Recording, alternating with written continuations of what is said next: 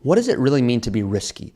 That question almost sounds like when people say, what is the meaning of life in our world? But what I want to do is give you two definitions and ask you which one resonates most with you. So here's the first one. Client came to me when I asked them, what does risk mean to you? They said, Ari, risk means that my money doesn't go up and down a whole bunch because once I retire, I don't have as much time for that money to recover. So I just would prefer less fluctuation. I said, hey, that's pretty good. I asked another client, I go, hey, what does risk mean to you? They said, risk means that I'm not unnecessarily leaving money on the table. I don't want to see my money go up and down a whole bunch. At the same time, I do recognize that there is value to being invested in a very specific allocation, and I don't want to be in my 80s going, why don't I have millions of more dollars through not investing well? And I said, wow, that's another really good definition. It's not that one's right or one's wrong, but it's the same reason that I tell everyone you cannot have a cookie cutter approach. And if you're watching this on YouTube, you may have seen this ahead of time. And if you're just listening on the podcast app, I'll explain. Someone sent me this anti-cookie cutter jar, and I'm zooming in on it on my camera right now. And it was sent to me, and I just think it's awesome because I often say it, but I didn't know I said it this much, where someone sent me a jar, and it's because I don't believe in the cookie cutter approach. I don't believe in what's your age and risk tolerance. I don't think that's going to help you retire with a whole lot more confidence, should I say. Let's assume I say, hey, what's your risk tolerance? You're like, I'm a 2 today and a 10 tomorrow. That's not really helping me retire. I don't really do the scale. To me, I think you have to be a whole lot more intentional, and that creates confidence because a lot of people come to me. They go, Ari, I've ran some projections on my own. I'm pretty confident with my planning, and it says I have a 99% chance of success. And I go, why don't you go retire then? And they go, well, what if something's wrong? What if I'm in that 1%? And I'm finding a lot of people are going, hey, I want to make sure I'm doing the right things. And if I miss one thing, does that mean I'm going to have to go back to work? And there are instances where exactly that happens. And I talked about it last week on my sequence of return risk episode, which is the concept that you get unlucky. And now, because markets didn't perform well in the same years, you're trying to travel and spend more on health insurance before Medicare kicks in, that your portfolio is being drained too quickly. So what I want you to do today is if any of you are going, hey, I've ran some projections on my own, looks like I'm in a good spot. I also don't want you to be mad at me when you're in your 80s and 90s going, hey, Ari, or whoever your advisor is, I've got a ton of money. Why didn't you tell me I could have spent more if I was in a good spot to spend? I don't want to, overspend, but I tell everyone in retirement, there's a cheat code. And you're like, what's the cheat code? The cheat code is it's as if you're going bowling. Now, I'll always start my episodes, when I say always, mainly if I have a story that could come to mind that I think would be helpful, I like to start with a story, a quick one, and then I want to go through a financial example with you, and then I want to go through the logic behind that. And I try to keep these 10 to 15 minutes. Sometimes I go 20, 25. I do outline all of these, but sometimes I just think it makes sense to go with my stories. So hopefully you've enjoyed the format of the show. I'll go through a few reviews in just a moment, but just too excited, so I want to tell you guys this. So when someone comes to me, I'll say, hey, are you a big bowler? And by the way, no one's ever said yes to that. So I could pick a new analogy at this point, but I just find this works. And so they're like, no. Has anyone ever said yes? I'm like, no. But regardless, I say, well, what if you go into retirement and you're bowling and you hit a few pins over just when you're throwing the ball down the lane? That's great. I mean, that's the point. The point is to hit pins over. Pretty simple. You could even do really well. You could hit a strike, or you could do get unlucky, or maybe you just have really bad form. And you could throw that, and like all of us have thought of at one point when you've gone to the bowling alley, maybe you hit a gutter ball, maybe you even hit a gutter ball on the person's lane next to you. And so what I want you to do is understand there's a cheat code to all of this, which is going into retirement with the bumpers up. That's what it's like when you have an advisor or someone that's implementing dynamic withdrawal strategy to say, hey, here's the most you can spend, meaning here are the guardrails I want you to be within. Here's the minimum where if you don't spend this, you're going to be on track for $5-10 million, and you're going to be upset with us later.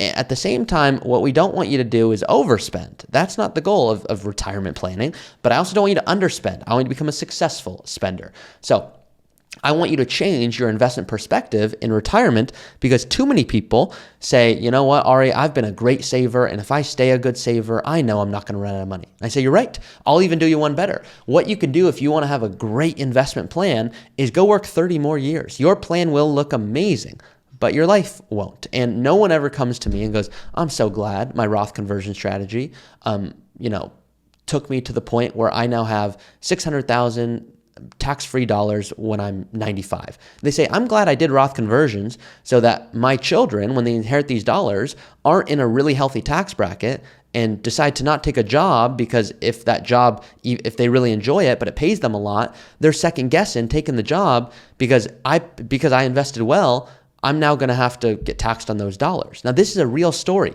A client came to me, and specifically a child of a client, and said, Ari, I'm thinking about no longer being a doctor. I'm like, what do you mean? Because I know the last example I just gave you, it's a mouthful. So I'm going to give you a real story to illustrate this. Client came to me and he said, Ari, I am once again, this is the child of the client, thinking about no longer being a doctor. I said, why? They said, well, my dad's invested really well. I go, that's true. And they go, well, I heard your podcast. And you said at some point that if I inherit these dollars, I get taxed on them. I go, that's true because they're pre-tax dollars. And they go, well, here's what I'm thinking. I'm thinking about quitting my job. And as you know, my dad's not in the best health and their dad is my client. They said, my dad's not in the best health. And so what I don't want to have happen is my dad passes away and now I'm a physician and I'm in a really healthy tax bracket. And now I'm taxed at 35, 40+% on everything he worked so hard for. So I'm now thinking about no longer being a doctor. I said, let me make sure I have this straight. Are you saying that you're considering altering your future of becoming a physician just because your father invested really well? They go, exactly that. I go, well, this is the risk of poor planning. The risk of poor planning is that now your child no longer takes a position they otherwise would have loved and helped thousands of people just because you invested really well. Now that sounds really weird, but these are examples that I'm seeing consistently where if you invest really well, there are different issues that you face. My parents, and a lot of you know this, were burned by multiple financial advisors. It's why I became an advisor. There were 4 specific advisors. And so they're still working in their 70s, but luckily they love what they do. The premise of the story is I saw the risk of bad planning, which can lose millions, and the value of good planning, which can add millions and cause a lot of you to pay 0% in taxes if you're really efficient. So how am I changing your investment perspective? I don't want you to be an amazing saver. I don't want you to be an overspender. I want you to be a successful spender. And I want you to know if you're still working today, when you can stop saving. Because what I don't want you to do is go, wait a second. I've maxed out my 401k for the last 20 years. I'm just going to keep doing that because it's what you've done and you see you log in and you have $2 million. Great. But then there comes a point where if you have $2 million and you get a 10% rate of return on that, that's $200,000. Good luck beating that by adding $30,500 into your 401k. You can't. So there becomes a point where it's a whole lot more impactful to invest well as opposed to simply saying, I'm going to add new dollars. So why am I bringing this up? I'm bringing this up because I want to change your investment perspective, like I mentioned at the beginning, to something that's going to let you sleep better at night. And here's my final example here. Client came to me. They said, Ari, I really want to pay off my mortgage. I said, why? They said, well, I'm just going to sleep a whole lot better. And I know also right now I'm spending $8,000 a month. In the future, if I had this mortgage gone, I'd only need $5,000 from my portfolio, not $8,000. I would sleep better. I said, great.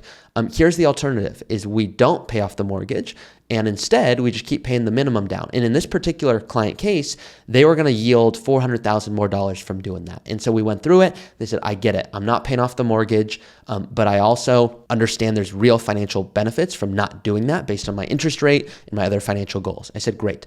Another client came to me and it was very similar, but they just said, Ari, I know maybe I'm losing money on the table. I don't care. I am going to sleep better with that mortgage gone. That debt is over my head. I want it gone. I said, great. And I showed them the trade-off. And it was about $80,000 of a difference over the long term versus investing it based on their rate and different factors. And they go, wow, it doesn't really make a huge difference over the next 30 years. I go, you're right. Please go pay off the mortgage and please go throw a party. The reason I'm bringing this up is yes, there's the financial answer to everything. Then there's the real life answer. And what I want you to do is quantify all of these decisions so that you can go make an awesome decision on your own. A good advisor shouldn't say, go pay off the mortgage or go invest. A good advisor should say, what's going to help you sleep better at night? Okay, good to know. Am I going to educate my client on why this is a no-brainer and why they shouldn't pay off the mortgage? And am I going to illustrate to them why this is something that they think, for the next 20 years, they could be going, I know maybe I should pay off my mortgage, but I know I should invest. When in reality, maybe they shouldn't invest it. Maybe they have a 7% mortgage interest rate, and the point is they're close to paying off their mortgage, and it should make sense to go pay it off. So it's about saying, how can I really create a custom approach so that you are sleeping well? This ties all these little stories and examples I just went over, these tie back to the very first example I gave today, which which is the client that said, I don't want my money to go up and down a whole bunch. And then the other client that said, I want to make sure that I don't leave anything on the table, yet I still don't want it to go up and down a whole bunch. So what we always need to do is go, hey, what's the risk return that we're comfortable with? And I'll show clients, if markets went down 30%, would you be able to sleep at night? And if they go, no, I just couldn't stomach it, that whole concept would cause me to lose sleep, I'd say, great, then we're not doing it. Here's the trade-off. The trade-off is instead of spending $10,000 a month, you're going to spend $8,000 a month. And they might go, I don't want to spend 8, I want to spend 10. I say, great, here's the other trade-off. You can work a little bit longer. They go, I don't want to work longer, I hate my job. And I say, great, you can take this other job and it's going to pay a whole lot less, but I need you to do it for more years. And you might go, well, maybe I'd enjoy that. Maybe I didn't bring in $150,000 a year, but if I bring in $70,000 a year and I enjoy it and I'm working 3 days a week instead of 5 days a week, that's more of what I'm looking for. I say, great. You might say, you know what? I'm so comfortable with investing, but I don't love my current job and I want to make sure that I'm doing everything in my power to optimize what I've worked so hard for. I have clients, guys, that have 100% equities, and you're going, oh, well, how on earth could you recommend that? That just doesn't make any sense. Someone's getting older. I go, you're right. It's a horrible recommendation. And they're like, oh, what did you just say? I go, it's horrible. If they don't also have a spouse that's still working, if they don't also have medical that's being taken care of, if they don't also have rental income or a pension. So you have to layer on all of these different things because there are clients that it makes total sense to have 100% equities for. Now, we'll show them, here's 100% equities. And they go, Ari, that looks like my money could be down 45% at some point. I go, that's true. That could happen. And we're going to be doing tax planning when that does happen to take advantage of it. But you're right, that could happen. And if you're not comfortable with that, we don't have to do it. And they go, yeah, but you also said before, even though this kind of looks scary, that if I was ever down 45%, that I'd still be okay because I have my pension that covers all of my needs, and I have potential inheritance, even though we're not relying on it. I go, that's true. But are you still going to lose sleep at night? And they go, you know, I thought I would lose sleep, but to be honest, now that I understand that I'd still be okay either way, I'm not saying I'm going to be happy and call you up over the moon when I'm down 30%, but as long as we have tax strategy to take advantage of these things, I'll be happy with it. And then I'll take it a step further and show my clients the benefits of doing a Roth conversion, which don't make sense for everyone, but for those it does make sense for, think about it like this. Assume you buy Apple stock for $1 and it grows to $5. That's awesome. That's what you want to have happen. But if that's all in your IRA, when you take the money out, it's ordinary income.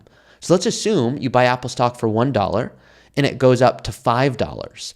And you're like, okay, I bought it for $1, it's now worth $5, but that's in my IRA. So like cost basis and what you purchased it for and all that stuff doesn't really matter because when you take the money out, it's all taxed as if it's just ordinary income. So what we want to do is say, wait a second. Let's assume we bought Apple stock for $1 and now it's worth $5 and it's just crushing it and it's all in your IRA and it keeps going. And now Apple stock's worth $10. Well, what some people do is they go, Apple stock's done really well for me. I'm going to hold on to that. And when I need income, I'm going to withdraw from it. Nothing wrong with that. But the next level of planning is saying, okay, I've got my good investment allocation. I'm comfortable with the ups and downs of the market. Now that Apple stock I bought for $1, it went to $5, now it's worth $10. At some point, that Apple stock is going to go back down to $1. Maybe it's even going to 50 cents. And once it's at that $1 or 50 cents, you can implement what's called a Roth conversion, moving the money from that IRA where your Apple stock is owned to a Roth IRA. Now, for example, you bought it at 1, it goes up to 5, it goes back up to 10. Now maybe it comes down to 5. At 5, you do a Roth conversion, move that $5 from your IRA to your Roth IRA. Stick with me here. And now when that $5 that's now in your Roth IRA grows back to 10, because it will at some point, that's all tax-free growth. So too many people say, I'm going to be a good long-term investor. They kind of sit on their hands and markets go down and say, yep, I'm going to just buy and hold. Nothing wrong with that, especially if you're building up in your 20s and 30s and 40s. But then there comes a point where it actually makes a whole lot of sense to say, I'm not going to sit on my hands. I'm going to implement Roth conversions or these other strategies that people do when they're trying to retire early because it can add a whole lot more value over the long term. So hopefully I by no means overwhelmed you today. A lot of stories, hopefully changing your perspective a little bit when it comes to what the allocation should be, retirement planning, Roth conversions. I wanted to kind of make this a mailbag episode, but really I want you successfully spending, not looking back mad, going, why didn't I spend more? Because I don't want to have $10 million when I'm 80 and maybe I have children. I want to leave $1 million to each. Maybe you don't have any child and you're like, hey, that changes my whole plan. Can I retire earlier? And more often than not, the answer is yes, by a number of years if you don't want to leave $3 million to a certain child. So these are the pro strategies that I help my clients with for those that want to retire early. If you're listening to this and going, hey, my advisor does exactly this, then great, don't hire us and it's not worth the hassle. If you go, hey, no, this is what I'm looking for, I just didn't know it existed, someone that specifically does early retirement, holistic planning, that's why we exist. So hopefully this was helpful. Love you guys as usual. I know I said I was going to go over a review of the week, so I'm going to go over it right now just at the end. This comes from Robert, 2025. Recently started listening to Ari's podcast, find it extremely informative, very concise and easy to understand. In addition, I reached out to Ari in an email and he was very helpful with a timely response. Thank you for such an informative and educational podcast. I look forward to listening to it every week. Keep up the good work. Best wishes. So glad that this episode was helpful, and Robert, you've enjoyed the show. I know I'm not going to work with all of you, so my only request is if you're not working with me, if any of this has been helpful, please do drop a comment on YouTube or leave a review on iTunes and let me know how I've helped you. I love hearing all of your stories. It's what makes this job fun. So thank you guys. Love you. See you next week.